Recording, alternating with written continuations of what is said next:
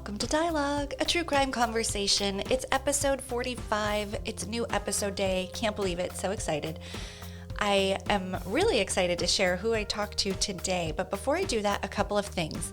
You've heard me talk about Get Vocal for a few weeks now, and I just want to remind you again that I'm on there every Thursday night at 7 p.m. Eastern. So Get Vocal is a free app. You can use it on your web browser or on your mobile phone. And it's this app and platform where podcasters and content creators are live streaming. So when you get a profile and go on and join me, we are having a live in real time conversation. So it's been super fun, and I decided to make my show on Get Vocal kind of a hybrid of Yellow Tape, a true crime trivia show, and dialogue. So I'm calling it Trivia and Chat, and it's really casual.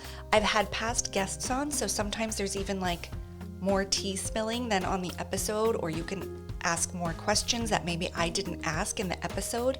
So do get the app and do join me Thursday nights at 7 p.m. Eastern. This week, I believe my guests from today's episode are going to be joining me. So let's talk about who that is. Today, I was so lucky to talk to the two hosts of a podcast called Criminal Conduct, which is an investigative true crime podcast series hosted by John Taylor, who you might know from the podcast Twisted, and Javier Leiva, that you might know from the podcast Pretend.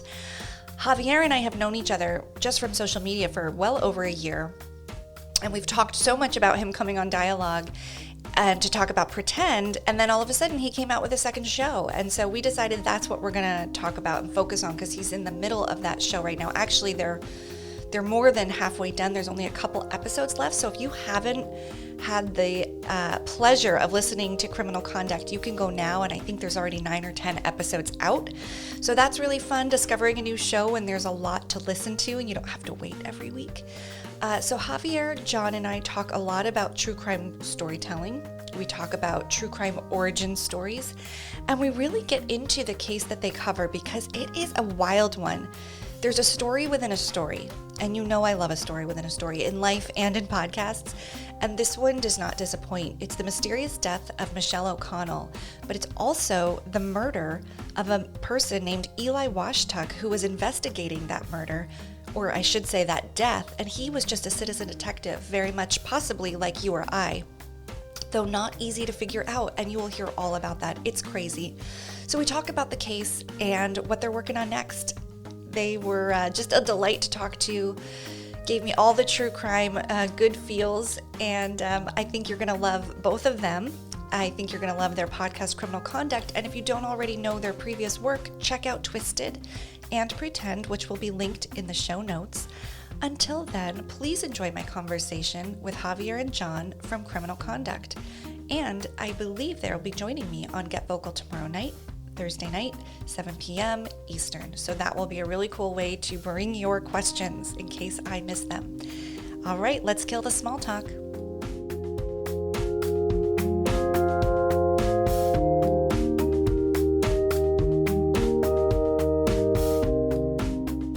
All right, Javier and John, welcome to Dialogue. Thank you so much for being on today.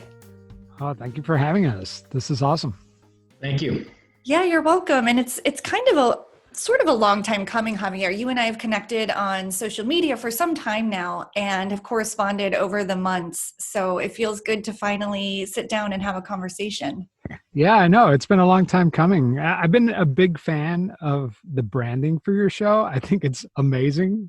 And so that's what originally caught my eye. And then I started listening, but it was more of, I was really fell in love with your logo.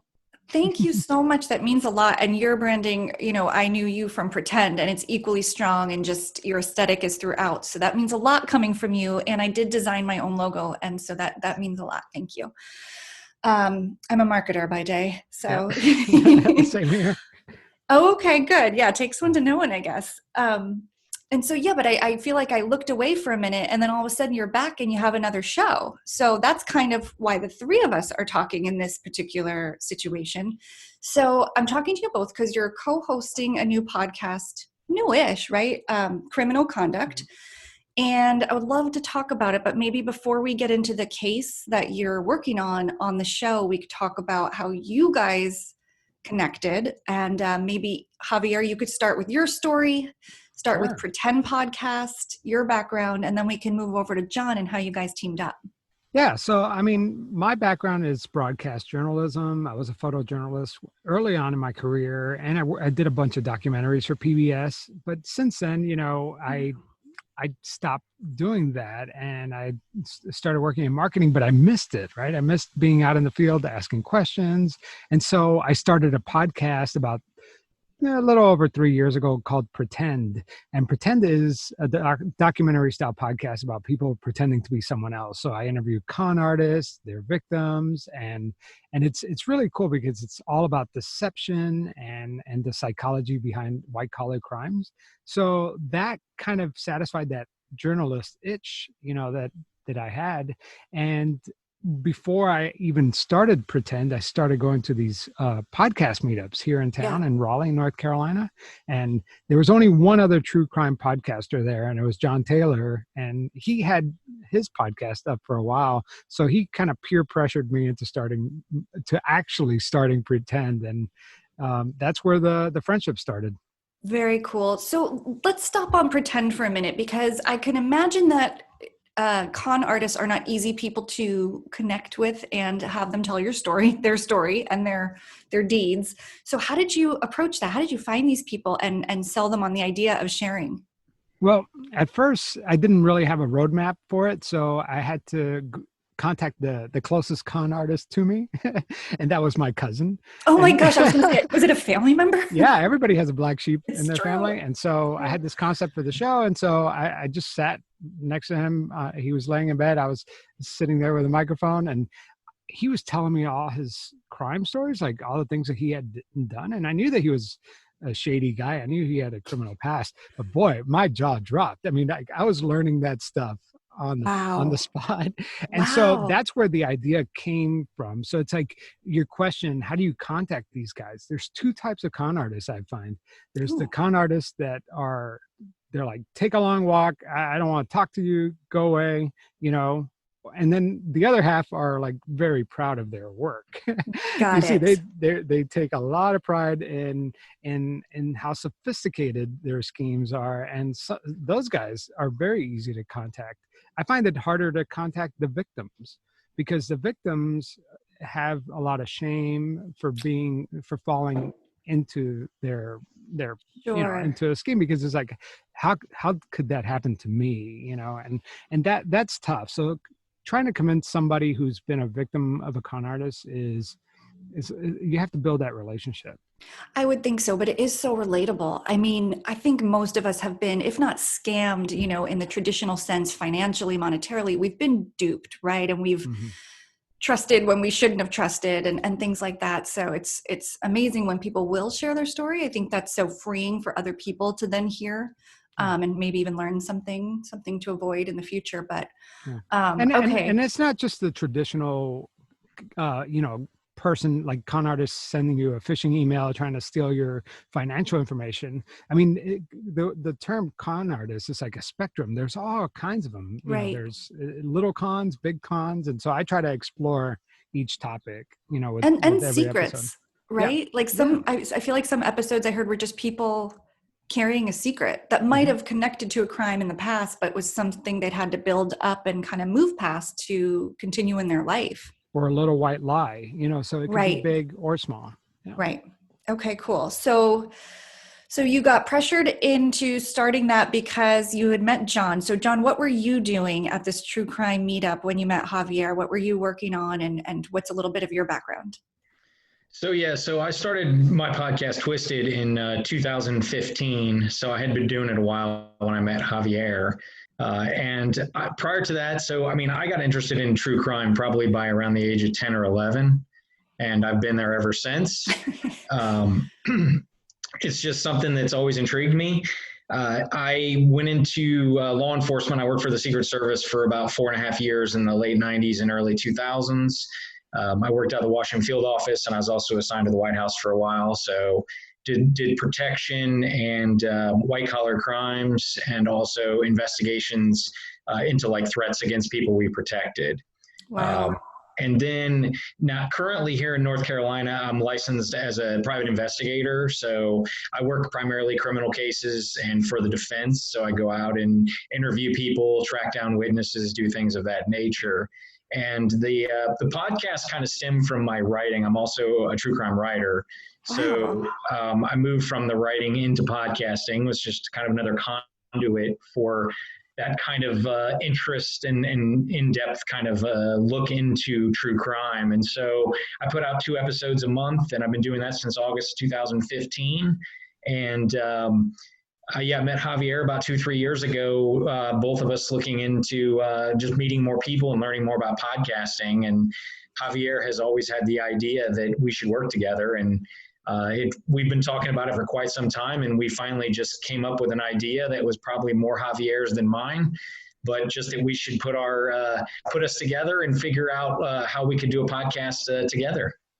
I'll tell you what, it was kind of frightening starting a podcast, because it's easy to say, hey, let's do something together, but we have very different styles. And you can hear that if you listen to Twisted and you listen to Pretend. Very good shows, very different. So for sure. Mashing those 2 styles together, I got to say, when we first started, because John and I have been working on this since last July, and typically now we get together virtually, but I mean, we were getting together every week. And I remember those first few sessions where we were writing together. Writing is a very intimate thing, where I know that he writes by himself, I write by myself, but then we started writing together. And it was super awkward at first, but now we just wrapped up the series, or the season finale for Criminal Conduct, and we're writing together in real time. I mean, our partnership has like evolved so dramatically just in the short time that we've been working on this project. It's kind of cool. That's really encouraging, because I think as a solo host and producer of my own show, I have another idea and I'm actually working on it with someone else. And I do wonder about those things. And I do think also that, complementary skill sets, different backgrounds and styles really plays nicely, actually, especially on audio, when you're tracking with 2 people and you have a shared vision and story, but I really can tell who is who when I'm listening to Criminal Conduct. So you mentioned being age 10 and getting into true crime. What did that look like? What is the first thing you remember watching or reading and being like, I want to know more about this dark stuff? For you, John. I think the first thing that I got interested in was Charles Manson and Helter Skelter.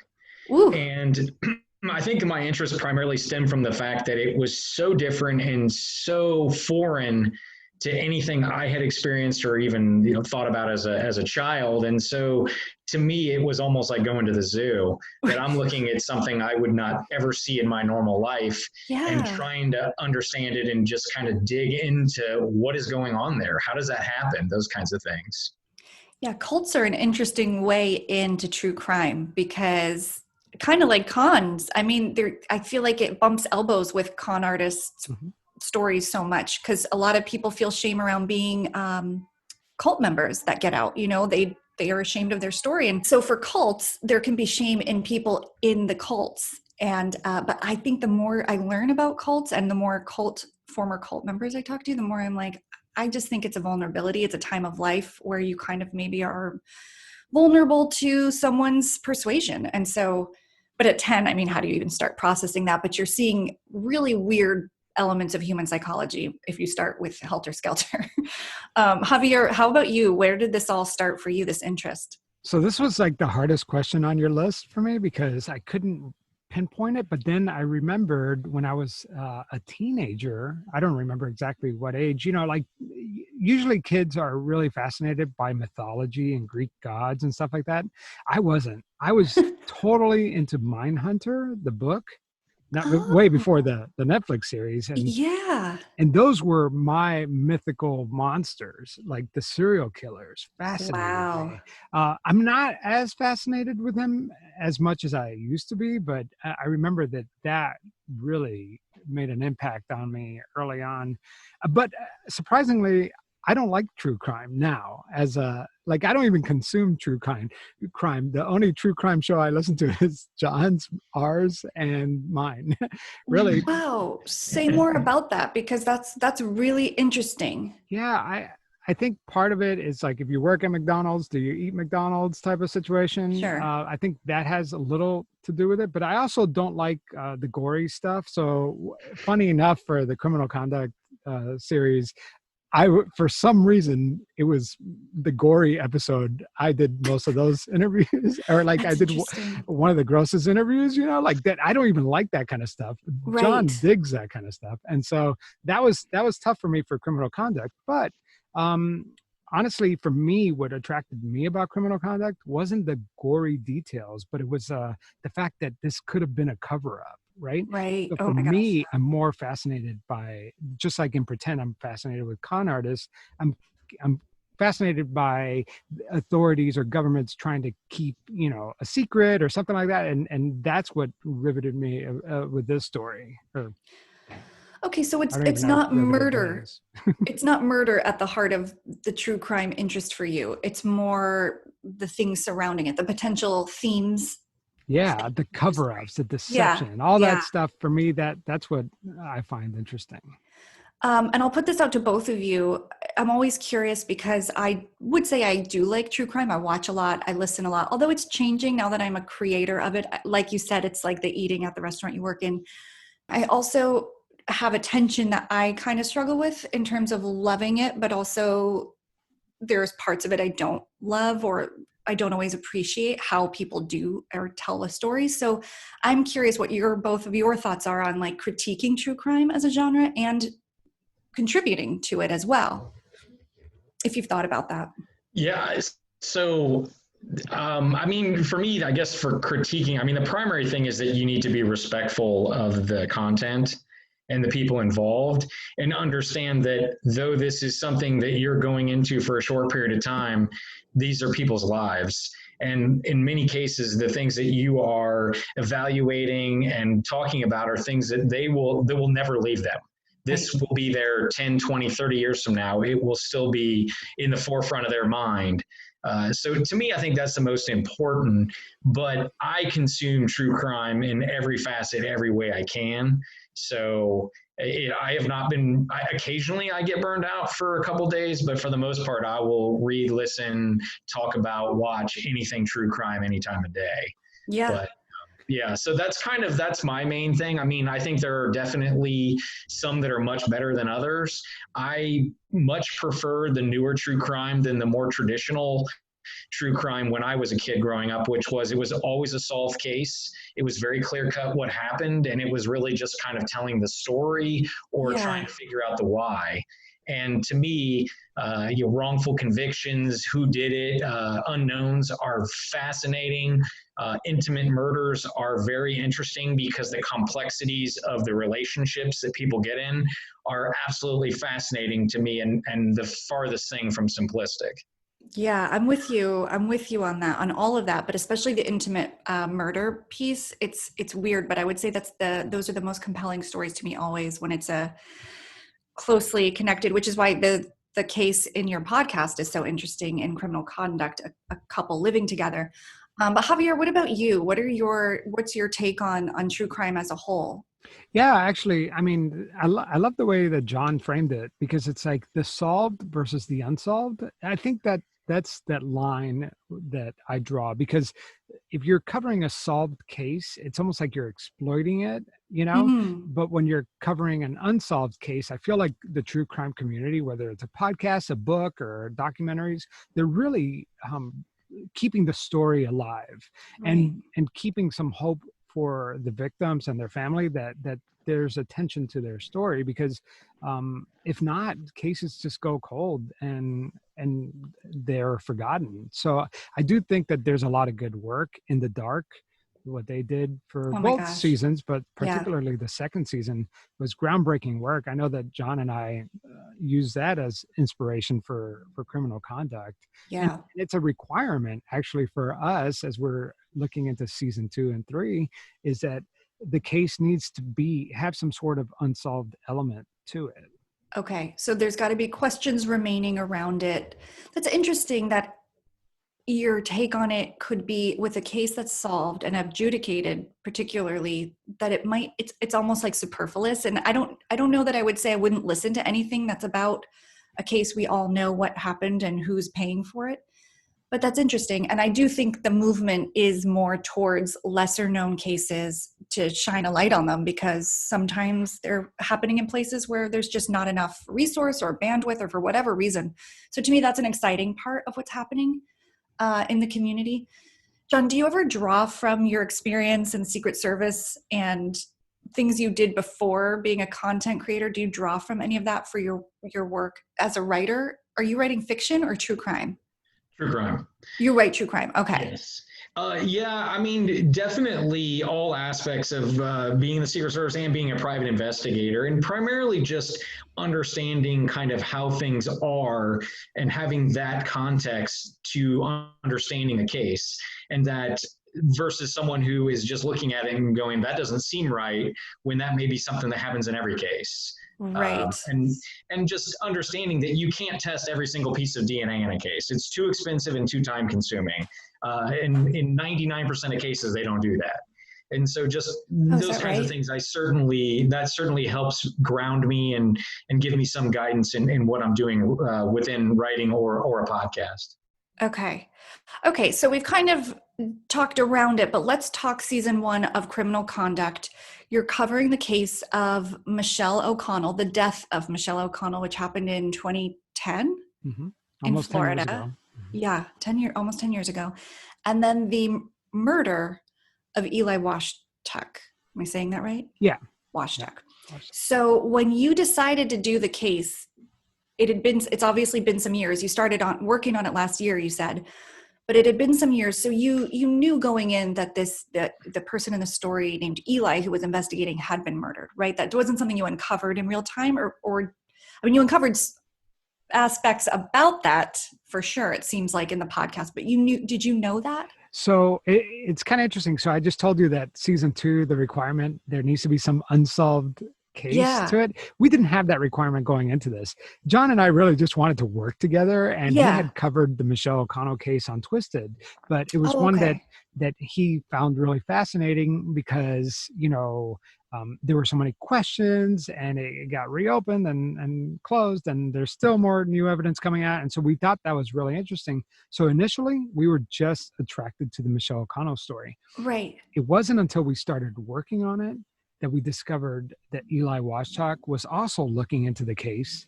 He was a private citizen who had no private investigator background or anything like that. He's just like a regular guy. He watched, could be any one of our listeners or he was a friends. True crime fan apparently. He was watching a PBS documentary on the Michelle O'Connell case, and he was so moved by it that he contacted the family and said, hey, is there anything I could do just to help with this case? And I think at first it was just like, hey, is there anything I could do?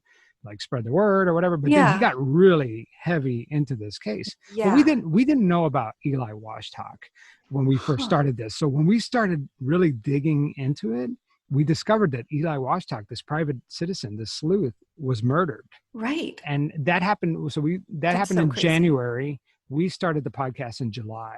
Okay.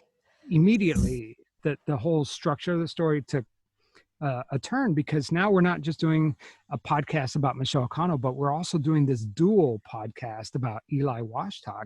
And so really, when you're listening to Criminal Conduct, you're listening to 2 podcasts at the same time, and structuring that story over an 11 episode arc was really challenging. Oh, I bet. But what an uncanny discovery. I mean, it's tragic. And it adds this whole other layer to the story that is really interesting. I mean, it stands alone as a story on its own, but when it's obviously so connected to her death and the investigation around it, that you have to include it, of course. So before we go further, could one of you give the super high view, this is the nutshell of the case? Maybe you, John, I don't know, just a thought. Right. So the setting is St. Johns County, Florida, St. Augustine. And the 2 main characters are Michelle O'Connell, who was the victim, and her boyfriend, Jeremy Banks, who was a deputy sheriff with St. Johns County Sheriff's Office. And on September 2nd, 2010, they were both inside her home. Well, actually, Jeremy was in the garage, according to his story. Right. And she died from a gunshot wound. And he claimed that it was a suicide. and his own sheriff's office investigated the case. And there was a lot of questions from Michelle's family as to whether it was a suicide or a homicide. And so the facts of the case came into question, and it just kind of spiraled out of control from there, as far as you've got the issues of the appearance of impropriety of having a sheriff's office investigating itself, some aspects of the case, of the crime scene that were very interesting. And so that's kind of the basis of the Michelle O'Connell case. And then I think Javier kind of highlighted the fact that Eli came along about 8 years later in 2018 as just a private citizen, and he got actively involved in investigating this case and dealing with Michelle's mom, Patty O'Connell, and he ultimately was murdered while investigating this case. So there's the connection, whether it's direct or not, there's certainly a connection on some level. And there's a lot of parallels between their stories, even if the connection that everybody thinks is that, well, he was looking into the case and he was murdered because he was looking into the case. But set that aside, once we started looking into this, there are so many parallels between Eli and Michelle, which were a little uncanny. Can you say more about that? What were some of those? Well, so Eli Washtock is a mystery, even to this day. We're still like doing interviews and trying to find out more about him because and agree on the name, and because he was just a private person, so he didn't have a lot of friends. But the more we dug into it, Michelle has a history of possible domestic violence. So did Eli. They're both single parents. I mean, right. There were so many parallels that as we structured the story, that the pieces kind of fell in place. It was kind of crazy. It really is, and it really. I mean, it's sometimes it's one of those things where I think truth is stranger than fiction. I mean, because it brings in the whole theme of citizen sleuths, armchair detectives, whatever you want to call them, which is so active and it's so relevant right now. So what are your thoughts on that as a whole? Because some might just at face value look at this and be like, see, that's why we shouldn't be getting involved. Like, you don't know who you're going to piss off or what you're going to run into that you really are not prepared to deal with. And we obviously don't know that that's what happened, and we'll get to that. But at face value, that might be a reaction. So what are each of your thoughts on people like you and me, and people maybe even, well, not like John, who have some background in this with some actual skill sets preparing them to be part of this, but people like me and our listeners who really get intimately involved in cases? What do we think about this? Yeah. So, I mean, one of the first things that everyone tells us when they find out about what our show is about is that they're like, wait a minute. So this guy got murdered because he was looking into this case, and now you guys are looking into this case? Are you afraid? And we get that all the time. Sure. And yeah, at the beginning, when we didn't know much, we were a little afraid. I mean, we were down in St. Augustine, asking questions, and shaking trees and stuff, so it was a little like unnerving. But now that we know a little bit more about the story, it doesn't feel like we're at risk, but I do want to caution listeners, because every true crime listener is a sleuth in a way, right? We're very curious, and we don't have background in this stuff, and we want to know more. And there's ways that private citizens could find out more through public records and, just asking their elected officials questions. But there is a certain amount of risk involved, because you don't know if you're talking to a potential suspect. So I do want to caution people, because I personally, even with my journalism background, I don't know if I could have done criminal conduct without John and his background in law enforcement. It added this extra layer of authenticity. Yeah. Where, I feel like if you're going to do this kind of stuff, just do it cautiously and be careful. But John, you want to add to that? Yeah, I mean, so for me, I feel like the line is that I would strongly encourage people to look into cases and try to find out and help if they can. But I think that there's a difference between, say, doing online research and looking into cases and going out and actively investigating. Yeah. And that second piece could be problematic to an investigation. I mean, you could corrupt evidence, you could corrupt witnesses. There's all kinds of things you could do that are wrong that really could be problematic. Sure. But what I would say, I mean, if you go back to the Zodiac case, it was two school teachers, high school school teachers, who cracked the first cipher from the Zodiac, sitting at their kitchen table on a Sunday morning. So I certainly wouldn't discourage people from looking into cases, because I think there's a lot of value. But there have been a number of interviews in this case. One of them I was by myself, and one of them was with Javier, where we certainly did not enter a friendly area. And like those could have easily gotten really bad really fast. Going up and knocking on people's doors who don't know that you're coming and don't know who you are is not a act that is not dangerous, because it is. Ooh, can I share a story? Please. Sure, yeah, go ahead. So John, just recently, just this week, did a phone interview with somebody related to this case. I'm not going to say who, but who did not want to be interviewed.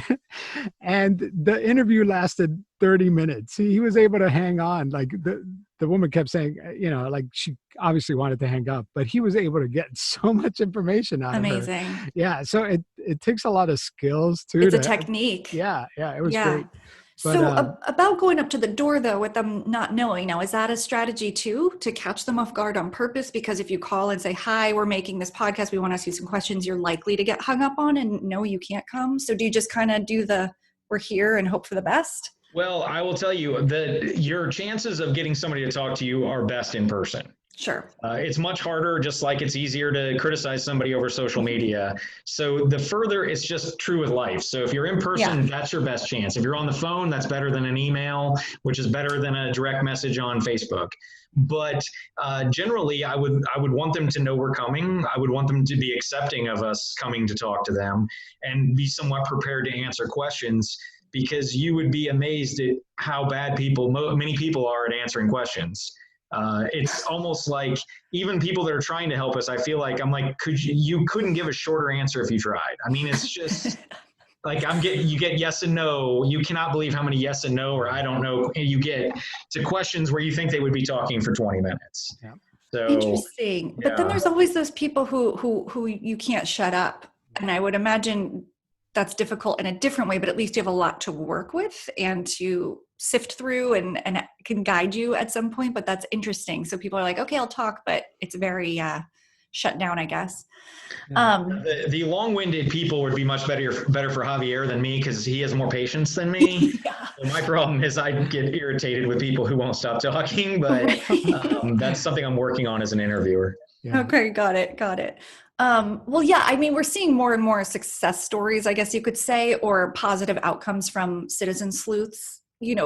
I don't hear a lot of ones that are dangerous or maybe I'm missing those stories, but so I'm glad to hear you're still in support of it. But yeah, there's some common sense to practice, and it is better practiced at home behind your computer. That is where most of us are the most helpful, right? Especially with all the ample time we have right now. I mean, I'm thinking of the Netflix documentary, Don't Fuck with Cats. I mean, that's like the pinnacle of citizen detectives doing their thing and really breaking something wide open. Okay, so I want to talk about Sheriff David Shore for a second. And this, I want to talk about Eli too, but okay, we'll start with this. So I wrote down this quote. He has nothing to do with this case in reference to Jeremy's involvement with Michelle. And I thought that was an interesting phrasing because he actually has something to do with it, because he's her boyfriend or they've just broken up. He was there. He's the only witness. He called 911. So it's such a weird statement. And I saw a presenter at CrowdSolve who analyzes statements for truth. It's like what he does. I'm actually interviewing him in a couple of weeks, and he always says, believe what people tell you. And so it sounds, John, like a lot of what I remember in the episodes is a lot of you interpreting what people are saying, or maybe interpret's the wrong word, but you are, how would you describe it? Analyzing, breaking it down. So obviously you've had some background in this, and you have enough probably compiled experience so you can kind of draw some conclusions from what people are saying. So what do you think about that statement? And in general, could you talk about when you look at what people's statements are, what you're thinking and how you are processing? Yeah, first I would say it's very difficult to do that in real time if you're talking to somebody because it's so distracting and you're getting so many other clues, especially if you're talking to them in person. That statement, I like that you pointed that out. That is not a statement that got my attention, but my assessment of that statement is it's a more flippant statement from him, which is that he feels that he's stating what is obvious. And so he's just kind of casting it out there as he's got nothing to do with it, rather than he is making a statement that could be interpreted as him not fully believing that. Because one thing about Sheriff Shore is that he is very emphatic with his beliefs and statements. He's not wavering on any of that. So I feel there's no, he believes it very strongly.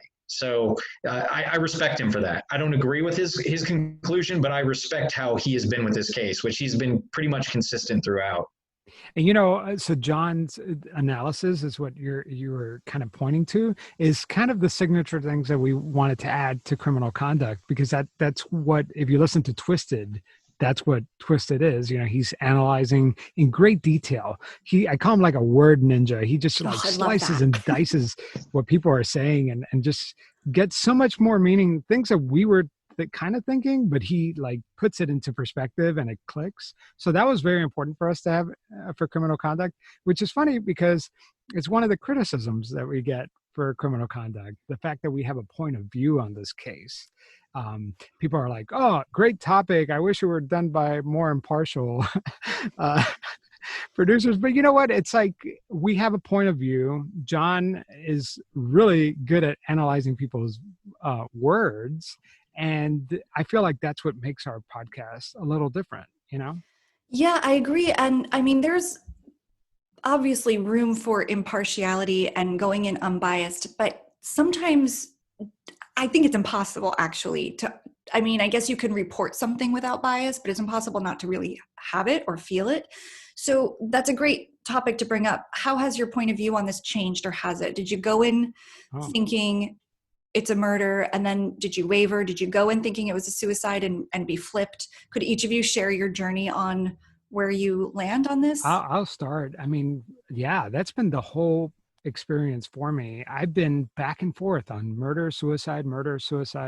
I finally landed somewhere, but I mean, I feel like that's where we have been doing a good job, if even we are undecided about what really happened. So yeah, the first half of the season sounds like we have it all figured out, and then you get to episode 7 and you were like, wait a minute, maybe none of this is, maybe all my preconceived notions are wrong, right? And so I'm glad that our show does that we get those emails of people are like, wait a minute, I thought I had this figured out. Yeah, I mean, not for nothing, but it worked for Serial, did it not? I mean, you couldn't listen to that show without going, I think he did it. No, I'm not sure anymore. I mean, that was part of the thrill of it. John, how about you? How are you approaching it? Yeah, I mean, I went into this case pretty strongly believing that it was a homicide, Michelle's case. But I would have said I was not totally open to the other side, but there was definitely at least 2 times during this case where I thought, no, this could likely be a suicide. So I feel that though I've had some strong opinions, I've been all over the map throughout this case. And I mean, for me, everyone has a bias. And when you want to pretend like you don't have a bias, that makes it much more biased. And we did give it our opinion. But the problem is when you look at a case and evidence takes you in a direction, then are we supposed to pretend like it didn't take us there and pretend like and ignore all the things that send us in one direction? And so we just couldn't do that.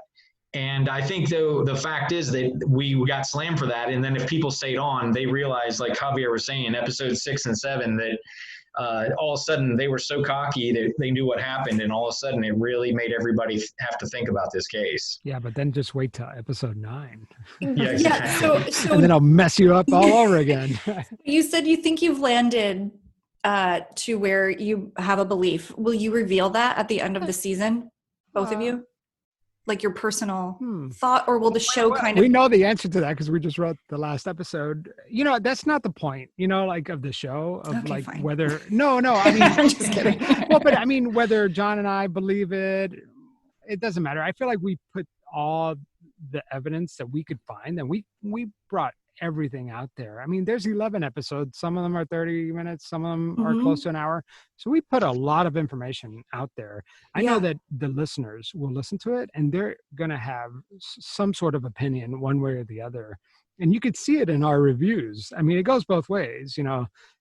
People think no matter what we present that Jeremy Banks murdered his girlfriend, and then some people are like, hey, you're reading way too much into that 911 call. Okay. and that 911 call, there's a lot to be read into, in my opinion, but go ahead. Sorry. But I mean, what John and I think, I don't know if we'll ultimately say it, but I think for me, and I'll say it here, I'm definitely thinking, not with 100% certainty that this seems like a homicide to me, because of there's one thing that just, for me, is hard to grapple with. The thing that set me on team suicide, if you want to call it that, for lack of a better term, was the fact that this was an intraoral gunshot wound, and almost never is a homicide an intraoral gunshot wound. They're mostly associated with suicides, and I couldn't get over that. I was like, how could this be a homicide if this was an intraoral gunshot wound? And I struggled with that a lot. But I feel like we put enough evidence out there that it doesn't matter what I think. It doesn't matter what John thinks. I think you're going to have a pretty clear idea for yourself. Is it going to be one of those things though, where it's open for interpretation, all the evidence that absolutely. You could still? I mean, we're presenting new evidence that has never been seen before. Okay, wow, that's exciting. Yeah, Eli Washtock, before he was murdered, had commissioned some forensic evidence. We keep referring to this, the bombshell, the binder that he had that's missing, and so like the whole show is us trying to recreate this binder. Well, we figured out what forensic study he commissioned, and we're releasing that information on our last episodes. And that piece of information, combined with other information that has recently been found out about the case, I mean, it's pretty fresh and new and hasn't been really looked at. That's really cool. So episode 8 came out this week. So there's 3 more? Yeah. And they're coming out weekly, right? Okay, good. So we'll keep an eye on the developments. But now that you brought Eli up, I want to ask you guys, it seems as though you landed at a place, if I remember correctly, that you felt his murder was unrelated, most likely, to Michelle O'Connell investigation. Am I getting that right? Or are you unsure about that? Are you open to that possibility? Or do you think, no, that ultimately wasn't connected? What I would say is that we are still looking into it. And that what we wanted to do early on when we did talk about his murder in episode 2 was we wanted to let people know that even though when people hear about it, they automatically make that conclusion that it is directly connected to his investigation of the Michelle O'Connell case, that we have not made that conclusion. We did not just automatically assume, and that we were going to look at this and like we would look at any other case and just look at it and start talking to people and looking at what we could evidentiary wise and see where it leads us. Okay. But, but we're exploring that throughout the podcast. Okay. You know what I mean? Like if there is a connection, we have tried our best to figure out if there was, and you'll hear that in the later episodes. Okay. I almost feel like there could be a spinoff podcast of who was Eli Washtock. Like, I mean, or who killed Eli Washtock? And then, and throughout the course of that, answer that. I mean, it was an enigma, right? That's so wild. We're going to try to present as much information. The last 2 episodes are just about Eli. So Michelle's story kind of ends, on episode 9, sort of, she's inherently involved, right, part of the story, but the last 2 episodes are just about Eli Washtock, and we have some new evidence that hasn't been discussed in the media or in the public that's coming out about that. And so hopefully it'll shed some more light into what happened to him. Well, that's exciting. What's been the most surprising thing about embarking on this story together? Either an interaction you had or something you actually uncovered, but what's for each of you been the most unexpected? Yeah, I mean, so there'd be two aspects to that for me. One would be just working with Javier, and that is that just how much of a learning experience that was and how beneficial it was. And one of the things I learned pretty early on is that it doesn't matter how excited I am about an idea or how great I think it is, I have to be open to getting rid of it, because it may not be a great idea, or from Javier's perspective, it may not work. So that you really have to kind of set your ego aside and just be thinking about the overall quality of the content. And so to me, that has just been a huge learning experience, and it's been so beneficial to just try to be completely open at all times to whatever he wants to change, no matter how vested I was in it initially. Why am I the bad guy? You're the creative director, it sounds like. No, but it's true. I mean, this story, this is new for both of us in terms of like doing a serialized story. Sort of new for me, but I have done it on Pretend, where I did a season-long story about a cult here in North Carolina. And that was 11 episodes as well. But I kind of figured it out as I went along with Criminal Conduct.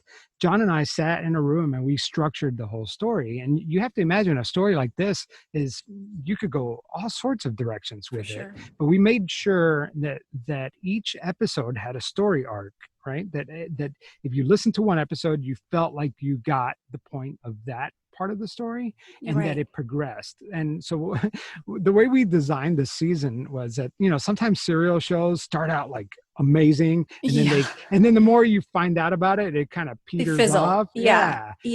We didn't want that. In fact, we reverse engineered this whole thing so that it starts off pretty good and it ramps up. Like I feel like the show's getting better and better. Yeah. I agree with you. It gets momentum, which I think is huge if you can hit that mid-season and you're still wanting to hear more. And I actually looked at your reviews too, of course, because I'm doing all my research and I'm listening. And some of them were, the episodes are too short. And I'm like, what a great criticism. Right? Because it's like leaving them wanting more. So, and they were because they've also fly by. So that's a good sign too. Well, we don't want to stretch an episode just to make it an hour long. Filler. There are some episodes, the last 2 episodes are really, really long, but they deserve to be. Yes. I believe 8 and 9, originally we only had 10 episodes, but 8 and 9 was a really long episode, and we felt like it had a natural breaking point. So we create, we split those up. Sure. But we make sure that each story is self-contained and that it gets better and better. Yeah, that's awesome. And you can feel that as the listener. And John, I love your point about being willing to trash something that's not working for whatever reason, because I do think that's hard as a creative and an artist. It's like, I think there's a writing truism, kill your darling.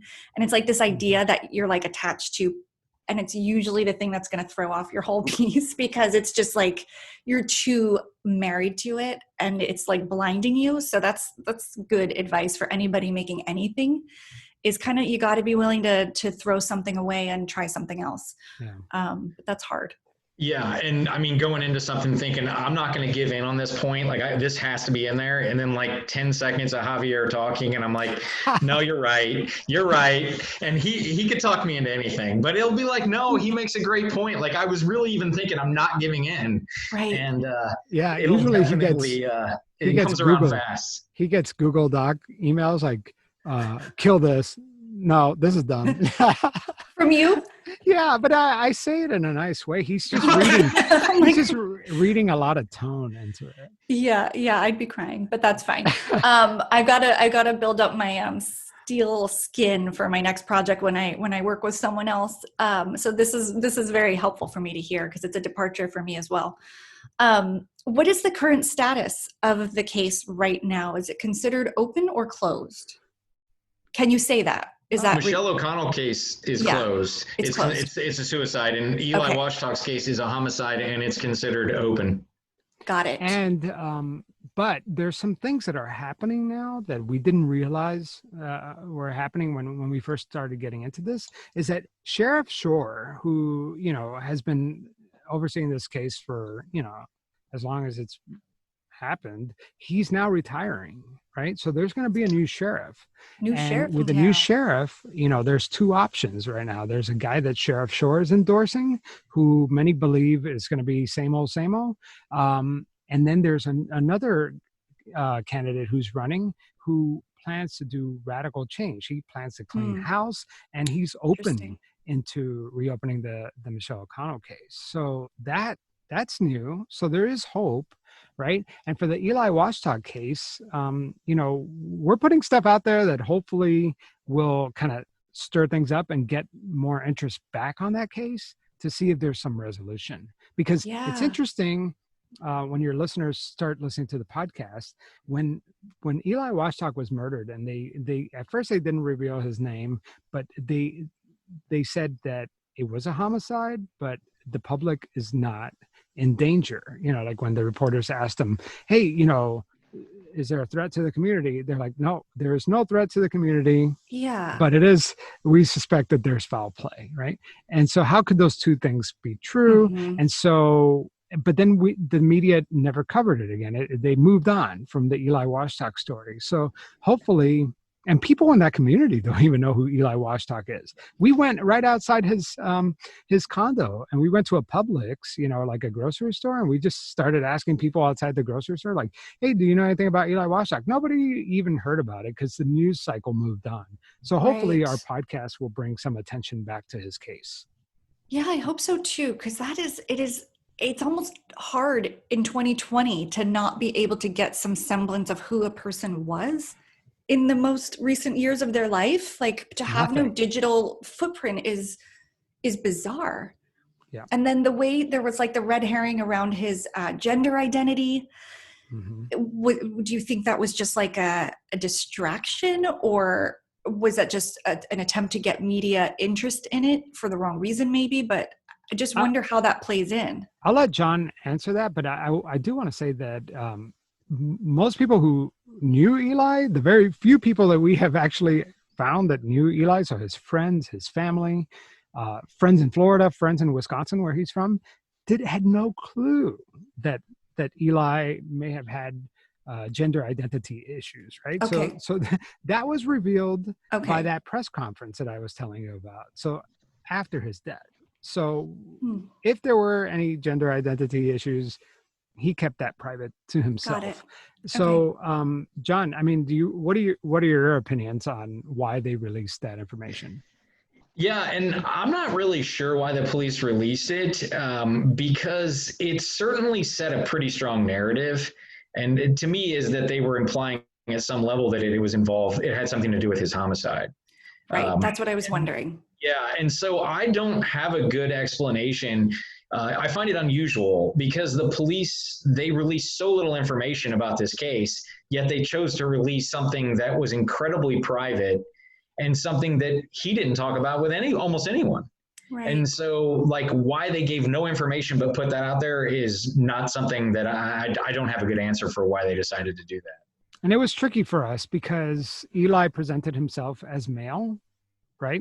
So a lot of, like the New York Times, referred to him with a different pronoun. And we didn't want to make assumptions about how he, what pronoun he used. So we just did what we felt like Eli would have done if he were still alive. He presented himself as male. Yeah. Then that's the way we're going to present him, because we don't know. We never got to talk to Eli, Yeah, I think that's the right choice. Absolutely. I was just a little bit confused as to that aspect of the story, that they were releasing that and why. And I wondered if it was about showing his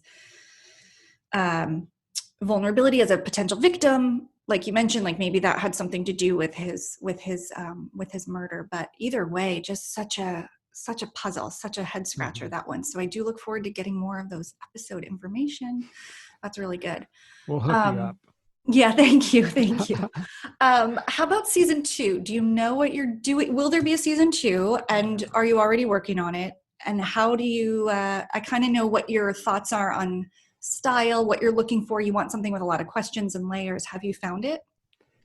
John has a bunch of ideas. He's like a true crime encyclopedia, so we've been assembling a list of potential stories, but yeah, there's going to be a season 2. And, as soon as, I guess the world gets back to normal, we'll hit the streets again, Yeah. Yeah. How have things changed? Was all your on-site investigation finished since COVID-19?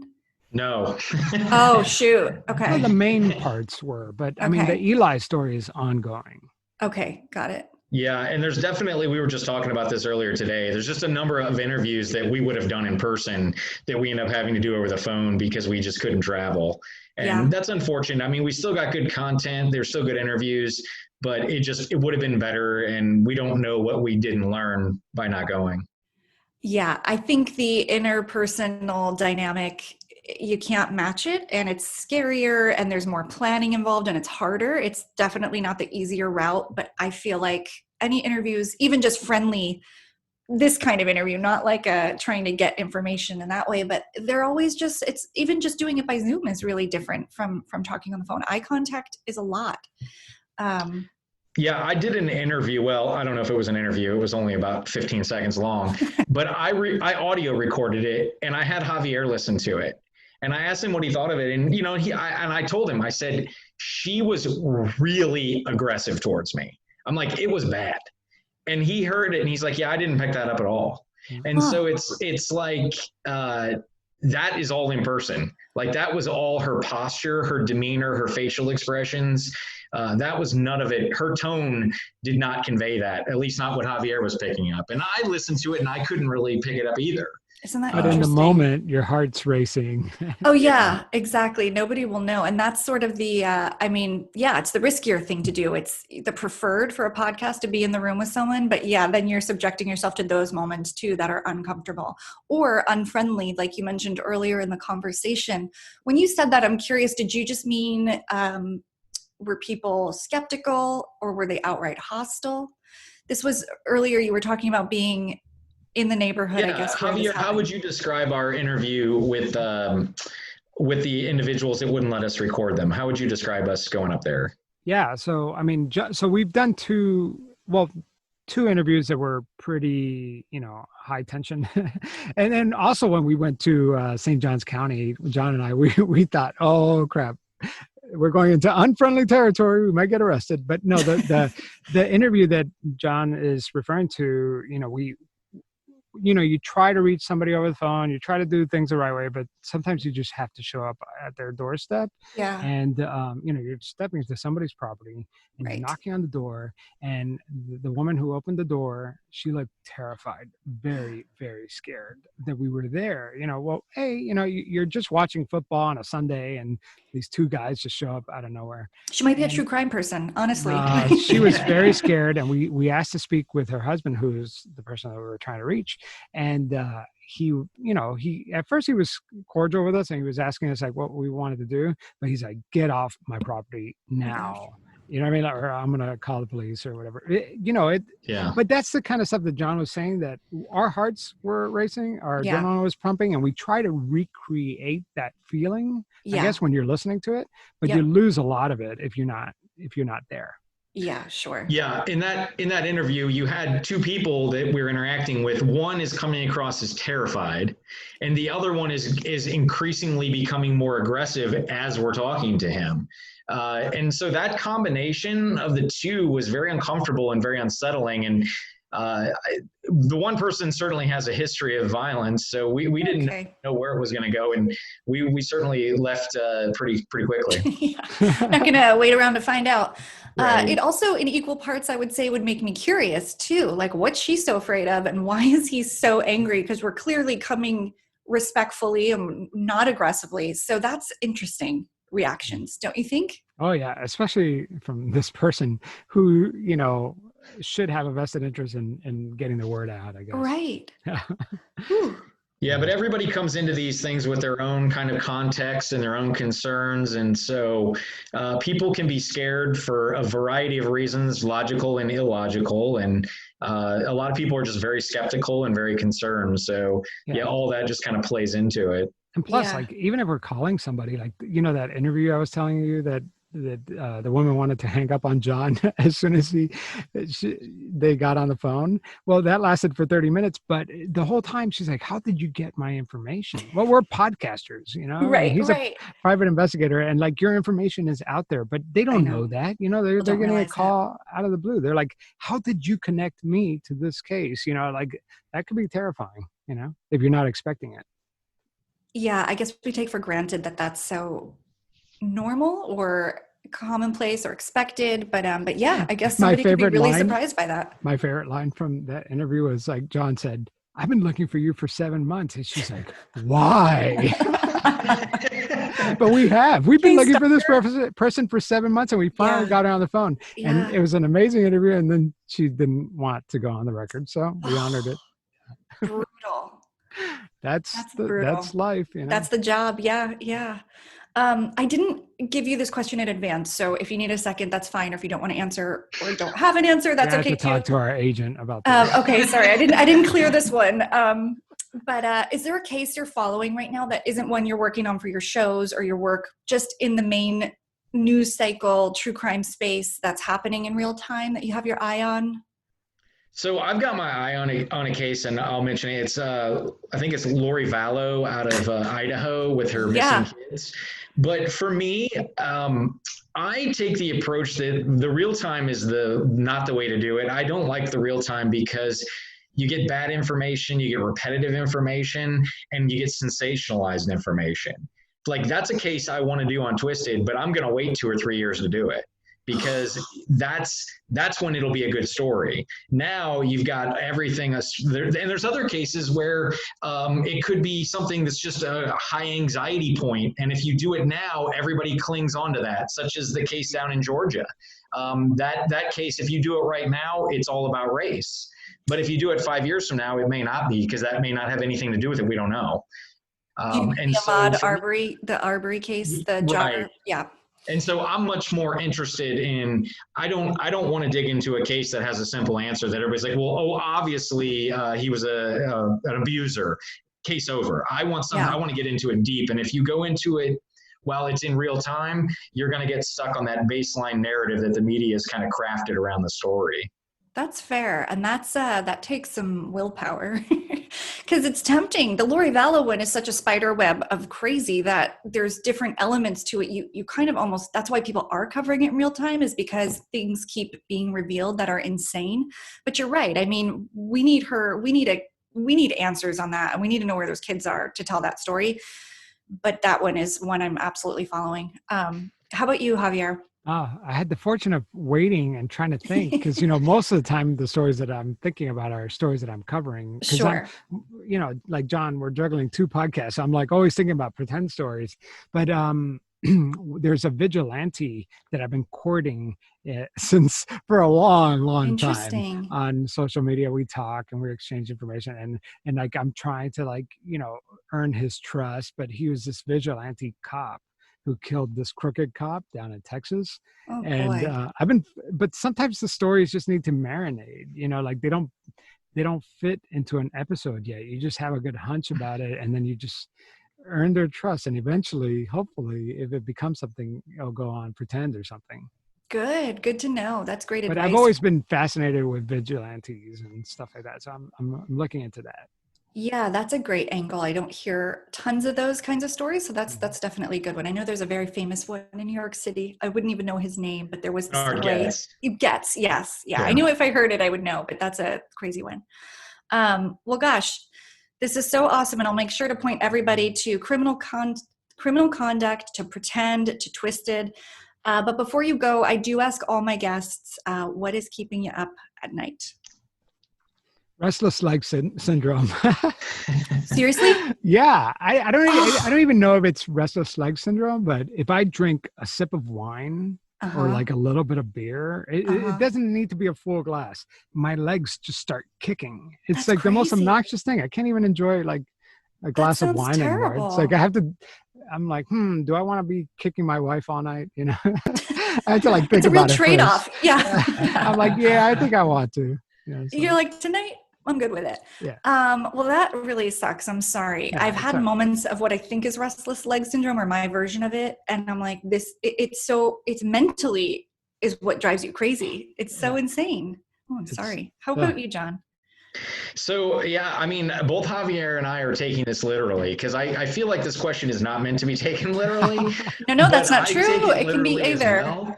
And what I would say, and I did this about 10 years ago, I started this, and that is that I felt that if I started thinking about problems when I fall asleep at night, that I'll never fall asleep. And so I just made a decision that was not a time to think about things. And so that is not a time where I allow myself to stress, because I feel like it's a time to sleep. Now, there are exceptions to that. Like if something is spinning in my head, and the one exception to that right now would be aspects of criminal conduct. Yeah. If there is an element of the story that I have ruminating in my head, sure. It's there when I go to sleep. It's there when I wake up in the middle of the night. It's there when I wake up in the morning. And so just trying to get something right, or a character that we're concerned about, or I think someone lied to us, and I just thought of it as I'm falling to sleep, that can certainly affect my sleep. But in general, I feel like I sleep well, and I try to address those problems during the day and not before I fall asleep. Yeah, I have to agree with John. Criminal conduct has been keeping me up at night in a sense, in a creative sense, right? Not because it's a horrible story, right? But I sometimes think about lines or like story structure or something like that. And I'm like, I got it. And then we'll write it down the next day. But yeah, it definitely, when you're this deep into a story for this long, it definitely affects your sleep. People's work is a very common answer that I get on this show. But John, if you have the secret to stop thinking before bedtime, you need to write $1 million bestseller, because that's what everyone's looking for. I'm like, so what's the secret to that whole like not thinking thing? Well, there's two ways you can try that. But what I initially did was I would lay in bed and I would say, okay, think about everything that's like, I'd force myself to think about everything. Be like, okay, let's go through everything. Don't try to go to sleep yet. I need to just go through all my problems. And then I would be like, okay, did I cover them all? If not, got to think some more. And I would basically try to keep myself from going to sleep until I went through everything. And then and it doesn't take very long, surprisingly. It'd take you 5 or 10 minutes max. But that's what I'm skeptical. I'm not going to lie. I'm very skeptical. You should try that. Let me know. I will try. I will. It'll be 3 a.m. I'll be emailing you. This is not working. I'm on problem 872. I'm still thinking about it. That's good. I actually sleep by and large very, very well, because my brain races like a maniac all day. So I sleep pretty well. But if I were to consciously say, start thinking now about everything, that would be like a big no-no. I almost have to like black it out somehow. But this is awesome. I love your show. I love what you guys are doing. And I appreciate both of your insight and for being on Dialogue today. Oh, thank you. Yeah, thanks a lot. I really appreciate it.